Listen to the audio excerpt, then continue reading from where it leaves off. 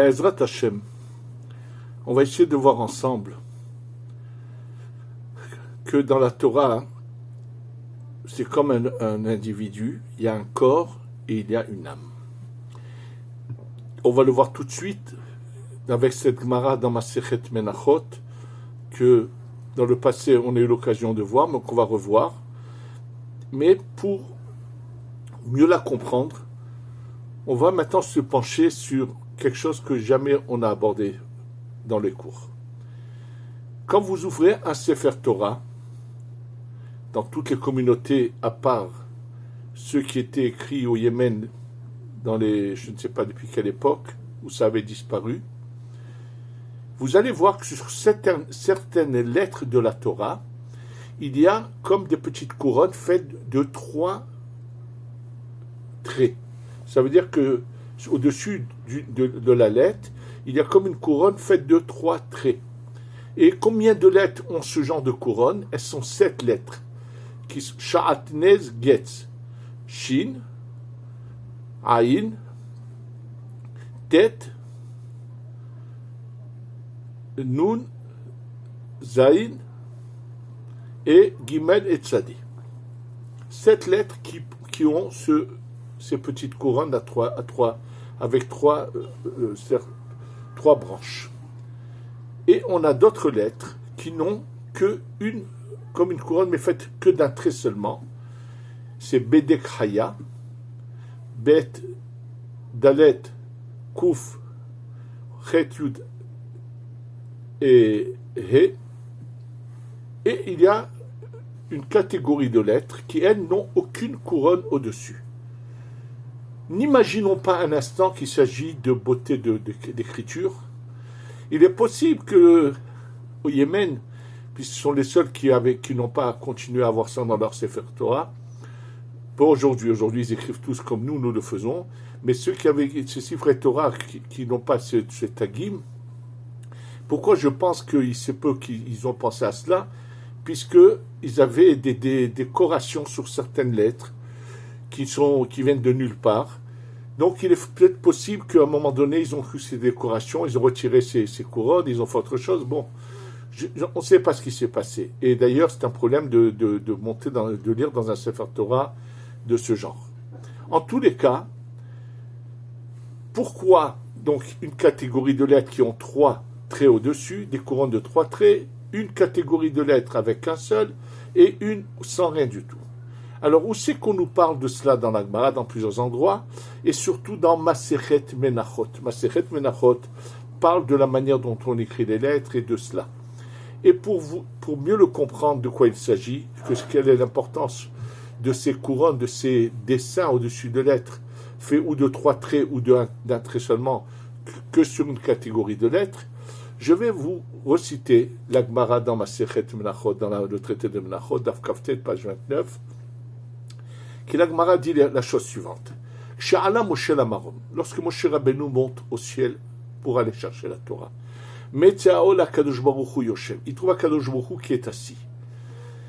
Ve Kosher Ketarim Laotiyot, il est en train d'attacher des couronnes aux lettres. Donc vous voyez, c'est un des endroits, que la Gemara ramène ça, puisqu'elle parle de la manière dont il faut écrire, et c'est la Gemara qui dit que quel genre de lettres doivent avoir cela ou pas.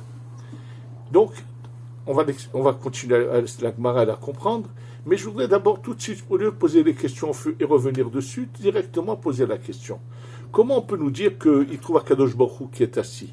Et sachez-le que j'ai eu l'occasion d'en parler. Akadosh Baruch Hu, on ne peut pas parler ni d'assis ni de debout. Il faut comprendre que lorsqu'on a affaire à Akadosh Baruch Hu, on doit pas sortir des bêtises de notre bouche. Donc, qu'est-ce que la Gemara veut dire en disant qu'il a trouvé Akadosh Baruch Hu assis? Qu'est-ce que cela veut dire?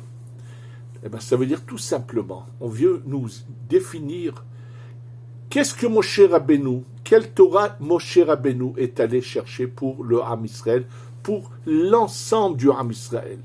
Il est parti chercher une Torah qui est la mise en pratique, le corps de la Torah. Cette Torah vient du monde de la Bria. Le monde de la Bria est le monde qu'on appelle du trône, du qui-sait. Je vous rappelle, le monde qui est au-dessus de la Bria, c'est le monde de la Hatzilut, où là-bas c'est une lumière infinie qui n'a pas de limite, qui est une âme par rapport aux trois mondes inférieurs. Au-dessous de la Hatzilut, il y a d'abord la Bria, en dessous il y a la Yetzira et en dessous la Asiya. Nous nous trouvons au plus bas de la Asiya. L'âme de ces trois mondes vient de la Hatzilut.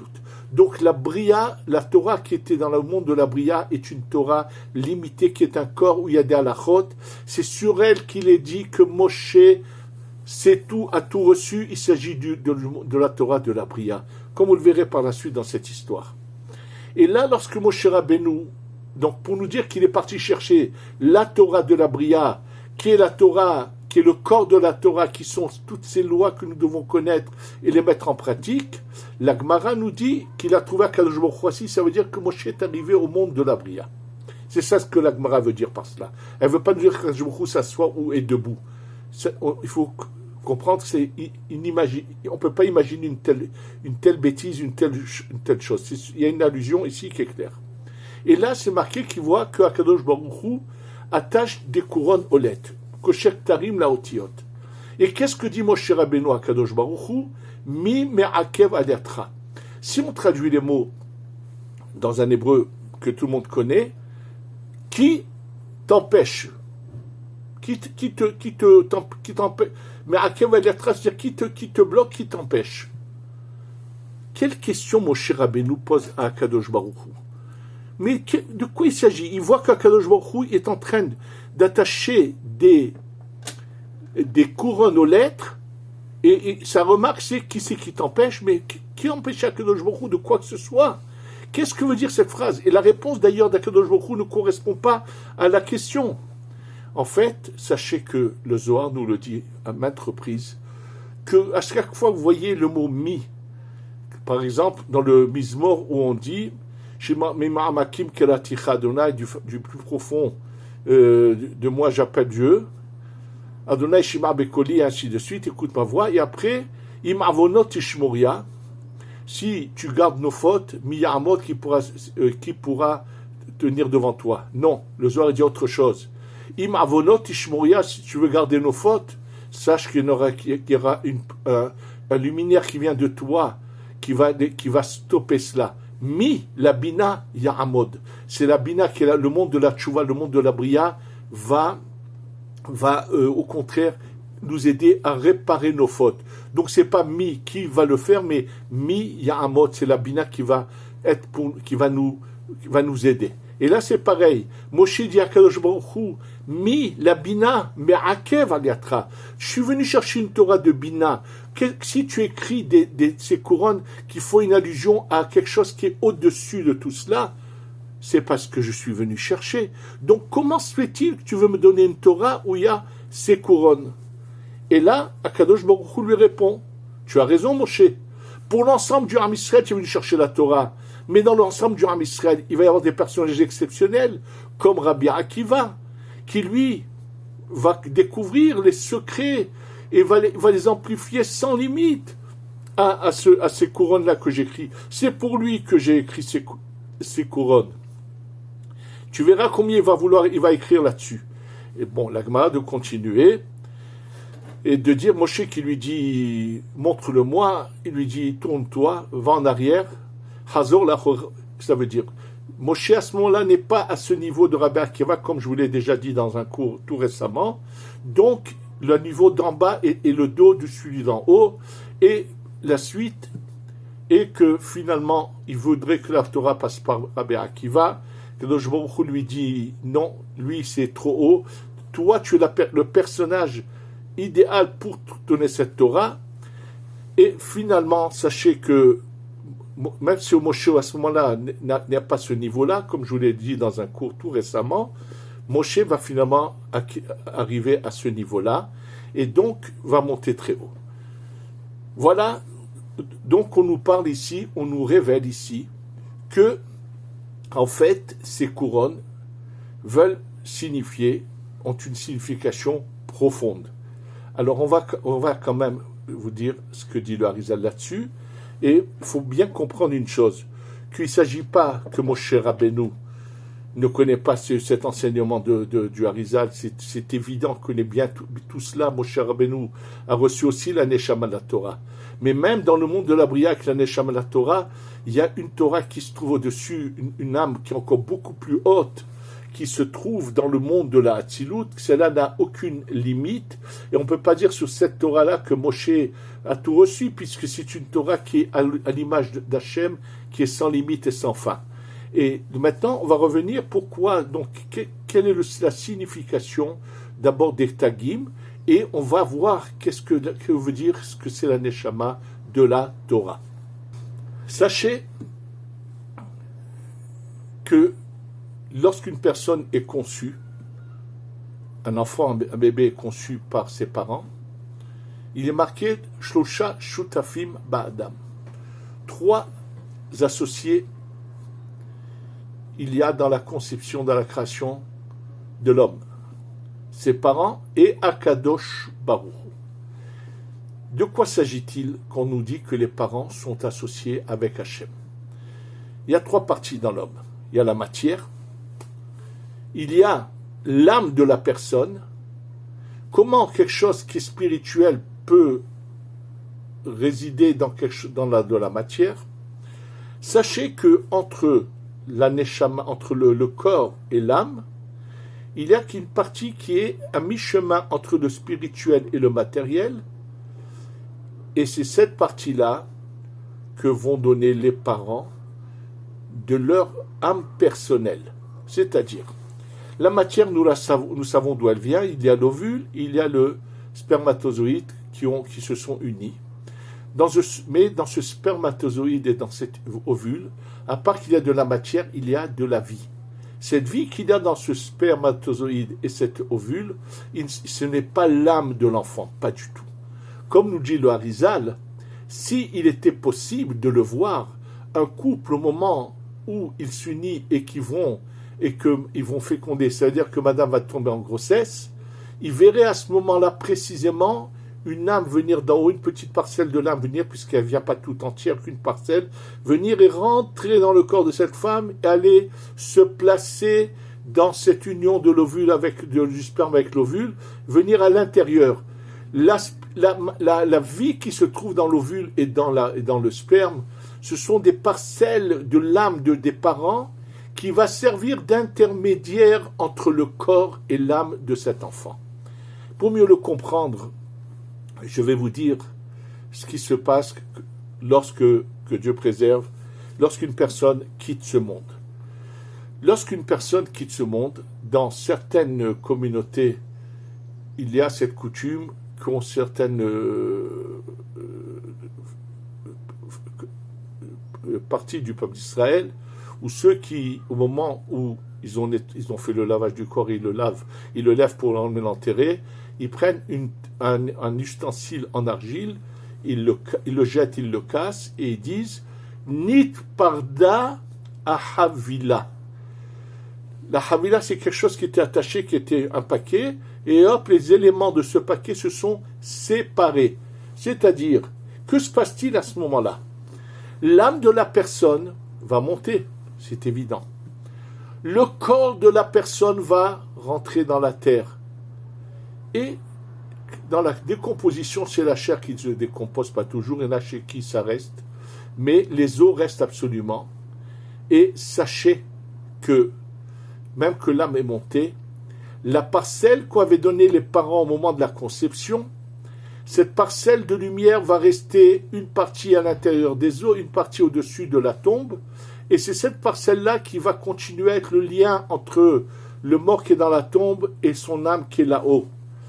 Et c'est par cet intermédiaire que les Mekoubalim, quand ils allaient faire ce qu'on appelle Ishtatrut al-Kivrei al-Tzadikim, comme le Harizal envoie plusieurs fois Rabbi Chaim Vital le faire, ils arrivent à dialoguer avec le Niftar. C'est parce qu'il y a cette partie de lumière qui se trouve sur la tombe et dans la tombe que par cet intermédiaire, ils vont pouvoir dialoguer avec l'âme qui se trouve là-haut au Gan Eden. Donc, il y a 3 parties. Et c'est cette partie de lumière qui reste sur la tombe et dans les eaux qui va faire que lorsque va venir le Mashiach, il y aura la résurrection des morts. Alors sachez que ces petites branches qu'on appelle les tagim, ces couronnes qu'on appelle les tagim, qui se trouvent sur les lettres, font une allusion à quelque chose de semblable. Et oui, le Harizal, quand il veut nous l'expliquer, c'est quand il veut expliquer, selon la Kabbalah, qu'est-ce qu'est le départ de quelqu'un et le deuil, il explique ce sujet-là. J'ai eu l'occasion de vous citer nos sages qui disent qu'Akadosh Baruch Hu avait créé des mondes et les a détruits. Il ne les a pas détruits, mais comme dans ces mondes-là, ils n'ont pas voulu recevoir la Torah, ils ont été détruits. Combien de mondes ont été créés et détruits? Il y en a 7. Sachez que ces lettres, Sha'at Nezgetz, qui font allusion à, qui sont 7 lettres qui ont ces 3 couronnes, font allusion à ces 7 mondes qui avaient été créés et détruits, parce que pas tout a été détruit. Ces 7 niveaux-là sont en allusion dans ces lettres, c'est pour ça que ces lettres ont ces 3 niveaux-là, pour dire que ces 7 lettres qui font allusion à ces mondes, c'est des mondes qu'il faut faire revivre. C'est ce que nous faisons dans le service d'Hachem, qu'on aura fini de faire revivre ces mondes. On passera à l'étape suivante avec la venue du Mashiach. Donc c'est pas par hasard que dans la Torah se trouvent ces trois petits traits, ces couronnes-là. Le niveau le plus bas, c'est les lettres. Les lettres, c'est un corps. Certaines lettres ont besoin d'avoir ça au-dessus. Mais ne pensez pas que ce sont les lettres les plus grandes. Au contraire, ce sont les lettres qui ont été le plus, qui font allusion à la destruction de ces mondes-là. Alors pourquoi il y a des lettres qui n'ont pas du tout ces couronnes? Parce que les lettres dans lesquelles il n'y a pas eu de destruction, l'âme est intégrée à l'intérieur de ces lettres. C'est comme des lettres vivantes qui n'ont pas besoin de ressusciter, donc elles n'ont pas ces 3 traits. Et comment c'est-il qu'il y en a qui ont un trait?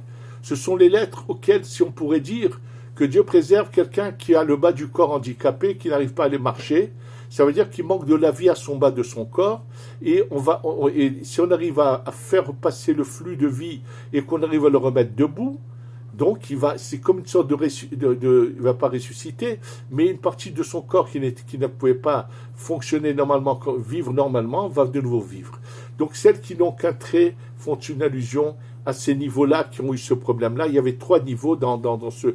Il s'agit bien sûr de ce monde antérieur à la création du monde, auquel on a eu souvent l'occasion de parler. Donc maintenant, ce qui se passe, c'est que il s'est passé si on sait ce qui s'est passé, comment sont venus ces mondes-là, qu'est-ce qu'ils étaient spirituels, bien sûr qu'il y avait des raisons profondes, comment ils sont venus, de quelle manière, que les révélations sont sans limite, et bien sûr ça nous permet de mieux comprendre la manière dont que Dieu veut gérer le monde et le faire exister. Et pour que vous compreniez mieux cette image-là, je vais vous donner encore un exemple de la Gemara, où on va voir que si on prend la Torah d'une manière comme un corps, sans y mettre une âme dedans, c'est vraiment que Dieu préserve, c'est comme un mort. Ce n'est pas sans raison que le Zohar est très virulent vis-à-vis de ceux qui ne comprennent pas que la Torah, ce qui est marqué dans la Torah, c'est qu'un vêtement et qu'à l'intérieur il y a une âme. C'est pas des histoires qu'on nous raconte. Abraham il est allé là, Yitzhak il a fait ça, et que tout ça c'est que le vêtement. À l'intérieur de ce vêtement il y a un corps, à l'intérieur de ce corps il y a une âme, et dans cette âme il y a encore une âme beaucoup plus élevée. D'ailleurs les lettres sont qu'un corps, ces petits signes sont l'âme qui est au-dessus, il y en a qui ont l'âme à l'intérieur.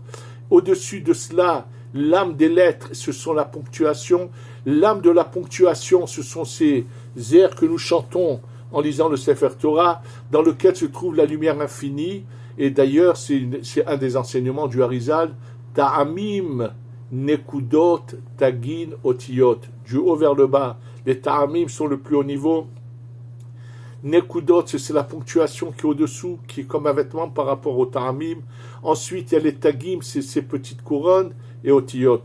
Donc, en fait, quand on nous dit que Rabbi Akiva va finalement, il va par sa neshama arriver à découvrir ces niveaux qu'on ne s'imagine pas, et comme je vous l'ai déjà dit, c'est mon Shira de Beunou, c'est qu'au début, qu'il n'a pas ça, mais que finalement, il va réussir, bien sûr, Moshe Rabbeinu va réussir à tout avoir par son labeur et par ses efforts, comme je vous l'ai dit récemment dans un cours.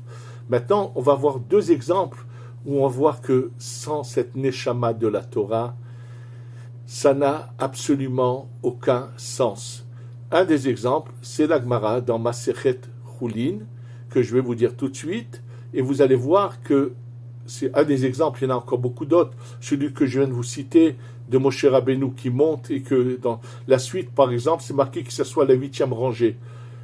Qu'est-ce que ça veut dire la 8e rangée? De quoi s'agit-il?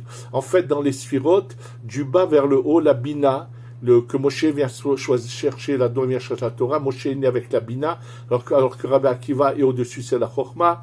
Donc la 8e, c'est une allusion à la sphira à laquelle appartient Moshe pour venir chercher cette Torah. Donc on va voir que vraiment dans chaque passage de combien d'endroits où n'ont aucun sens sans ce côté, sans cette âme de la Torah. Comme je vous l'ai dit, je vais vous donner un exemple de Masechet Chulin. Dans Masechet Chulin, page Daf Samer, page 60, Amoud Bet, au deuxième côté de la page. Il est marqué la chose suivante. Rabbi Shimon ben Pazi Rami Ketiv. Rabbi Shimon ben Pazi ramène deux versets qui se contredisent. C'est marqué au début de Bereshit. Dieu a créé ces deux grands luminaires. Donc ils sont deux égaux apparemment. Urtiv, il est marqué Etamaro Gadol et Etamaro Katan. C'est marqué le grand luminaire et le petit. Tu me dis deux grands luminaires, après tu me dis un grand et un petit. Alors là, bien sûr, on va venir nous expliquer de quoi il s'agit. Alors, bien sûr, même en lisant la Gemara, et comme je vous l'ai expliqué, je vous dis d'emblée que dans le monde de la Hatzilut, il y a un niveau où il y a deux luminaires qui sont des égaux. C'est un niveau supérieur qui n'est pas celui qui gère le monde actuellement.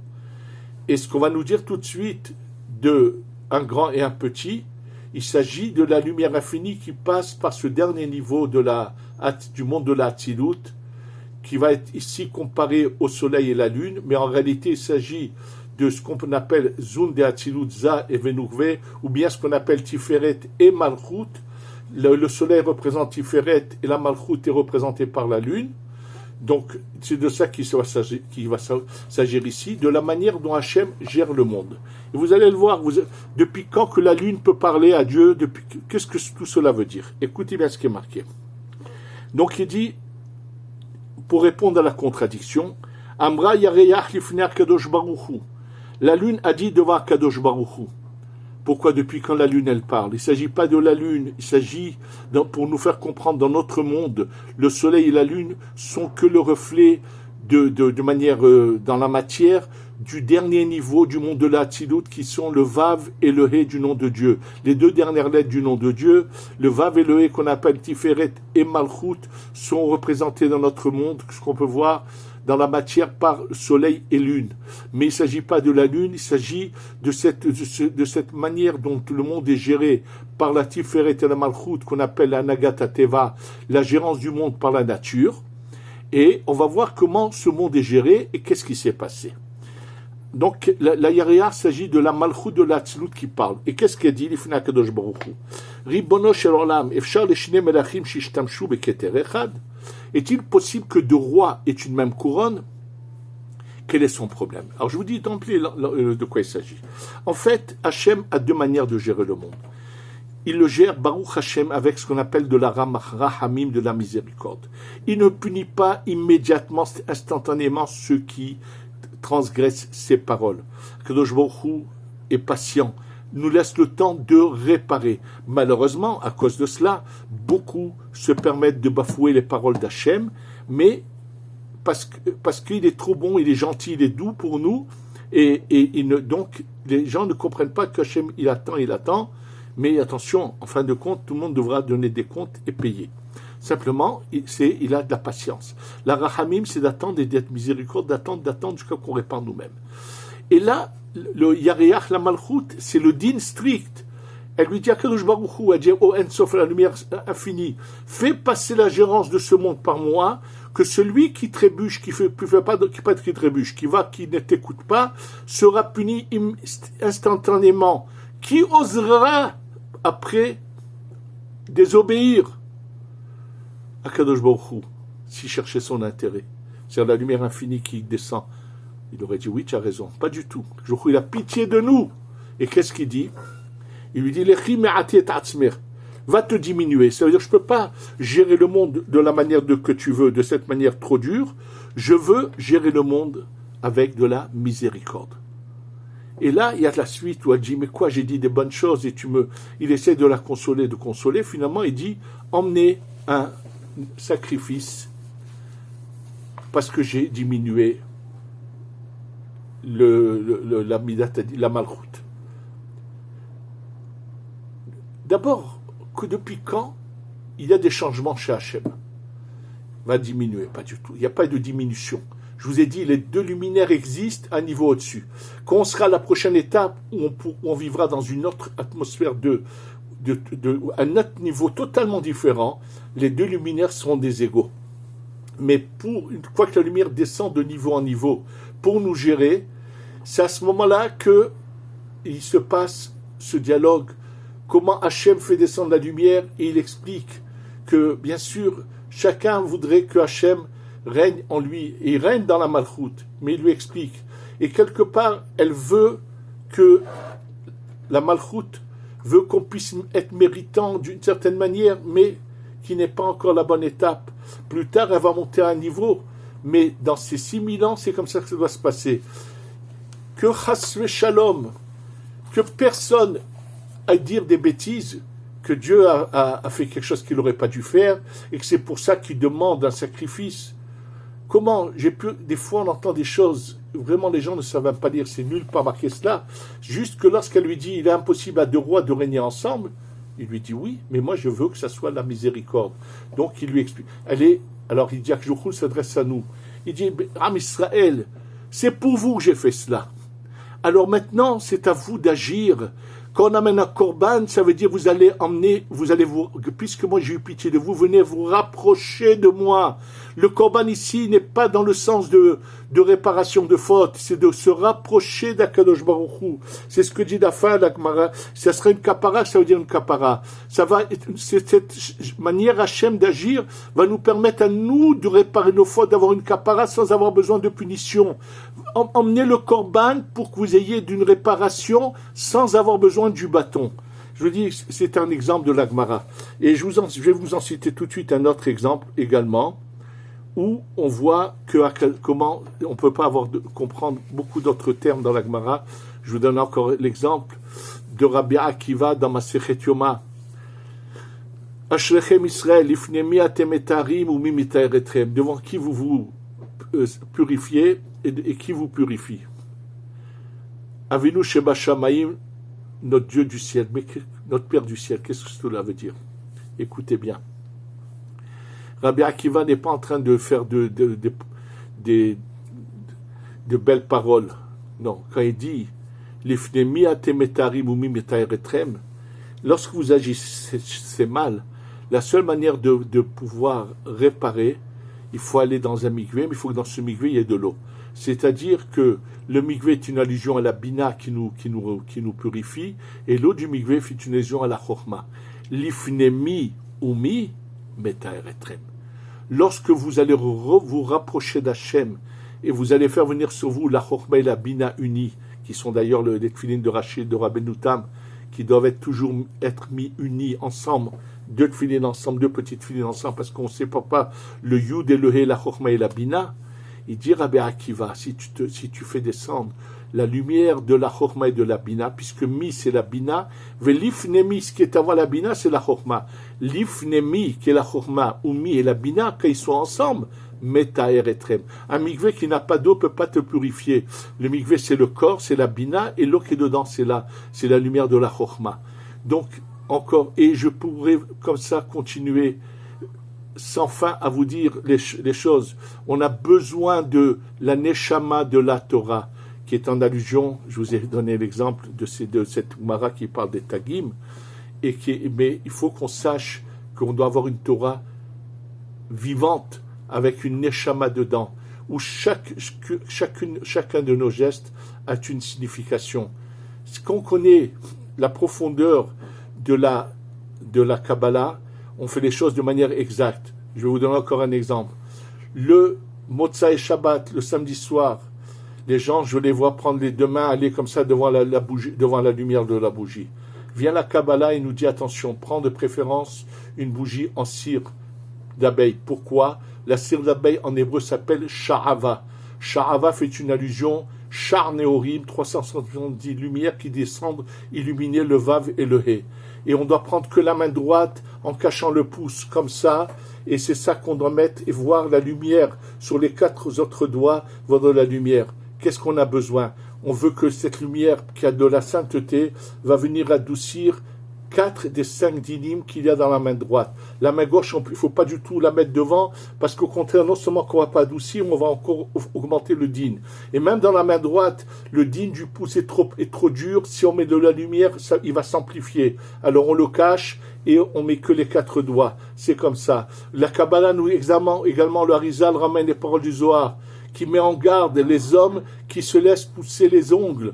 Ils se font du tort. C'est grave. Il dit Ansho Gadol. C'est une grande punition à ceux qui laissent leurs ongles pousser. Il faut faire attention de que jamais chez les hommes, que les ongles dépassent il faut constamment, régulièrement avoir des ongles courts. Et ainsi, sans fin, on pourrait comprendre les choses.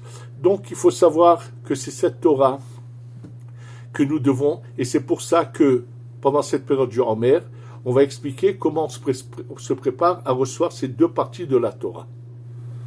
Pour comprendre comment, pendant cette période, nous sommes encore avant Shavuot, où on doit se préparer à recevoir ces 2 parties de la Torah, je vais vous lire dans Pirkei Avot, 2e chapitre, la Mishnah Tet, où il est dit, Amar Lahem, il leur a dit, le Rav leur dit, c'est où, sortez et voyez, et Zéou Derechara, quel est le meilleur chemin qu'il faut que l'homme choisisse.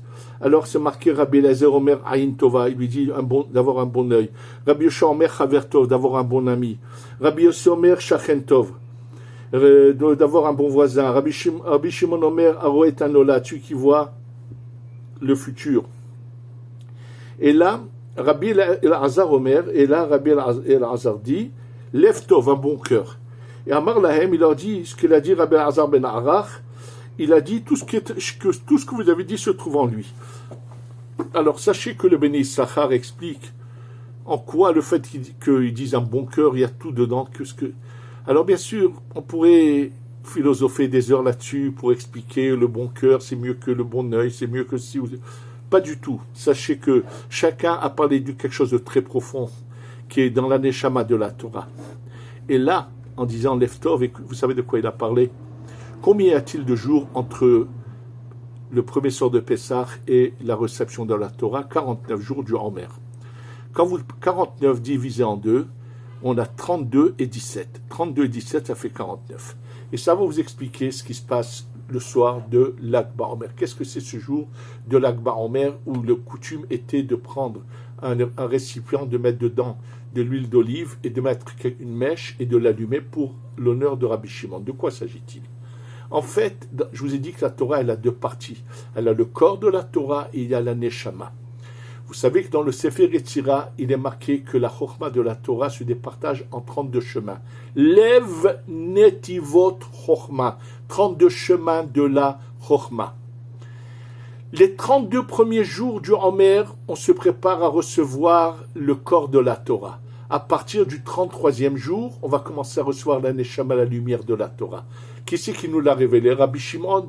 Le 33e jour du Homer, c'est la fête de Rabbi Shimon. C'est marqué dans le Teilim. David Ameler, quand il dit à Kadosh Baruch Hu, Gal Einaï ve'abitan iflot mitoratecha. Et ouvre mes yeux, fais-moi découvrir Gal Einaï. Le mot Gal, c'est la Met Gimel, c'est 33. Il y a une allusion déjà à cela. Donc à partir du 33e jour, on se prépare à recevoir l'âme de la Torah. Et c'est pour cela que la lumière de la Torah, qui est la lumière de la Chokhma, qui est en allusion avec l'huile d'olive, on prenait de l'huile d'olive, on mettait une mèche pour allumer, pour faire comprendre que ce jour-là commence la révélation de la Neshama de la Torah. C'est pour cela qu'il y a 32 et 17. 17, c'est le bon, la Neshama, le bon. Tov, en hébreu, c'est 17. Lève, Tov. Lève, 32 et Tov et 17. C'est à ça qu'il a fait allusion en parlant. C'est le Béné Issachar qui nous le révèle, qui nous l'explique. Voilà encore une Mishnah où on peut passer à côté de la compréhension si on ne connaît pas l'intériorité des choses. Et sachez que jusqu'au 33e jour, ils sont morts, les Talmidim de Rabbi Akiva, qu'il a voulu réparer. Eux n'ont pas su d'abord faire jaillir la Neshama. Ils étaient que des corps. Des corps ont de la jalousie, ont de l'orgueil, ont tout ce que vous voulez. Ils sont partis pendant cette période. Et après, c'est fini. C'est pour ça que un couple qui s'unit, s'ils ne font pas régner leur Neshama, ça sera que Dieu préserve que des disputes, des combats. S'ils ne font pas dominer l'âme sur le corps. C'est pour ça que la seule chose qui a été décrétée en souvenir des élèves de Rabbi Akiva, uniquement de ne pas se marier pendant cette période. C'est pas une période de deuil, c'est que simplement cette période n'est pas propice à l'union de deux personnes, puisque les couples que Rabbi Akiva avait d'élèves qu'il avait mis ensemble n'ont pas réussi à s'unir. C'est ça l'image de se rappeler que si on ne fait pas régner la Neshama, le corps n'arrivera pas à vivre avec l'autre. En tous les cas, on a fait on a essayé de voir d'une manière apparente un peu qu'il y a ces couronnes. Il faut les faire vivre et faire entrer leur lumière dans les lettres et comprendre que la Torah, c'est un corps qui a besoin d'une neshama. Qu'on sache découvrir cela et dire ce qu'a dit David Ameler. Gal enai ve'abita niflaot mitoratecha. Et ouvre mes yeux que je puisse regarder les merveilles de la Torah. Et qui rapprocheront la Géoula qui viendra bientôt. Avec Be'ezrat Hashem. Amen ve'amen.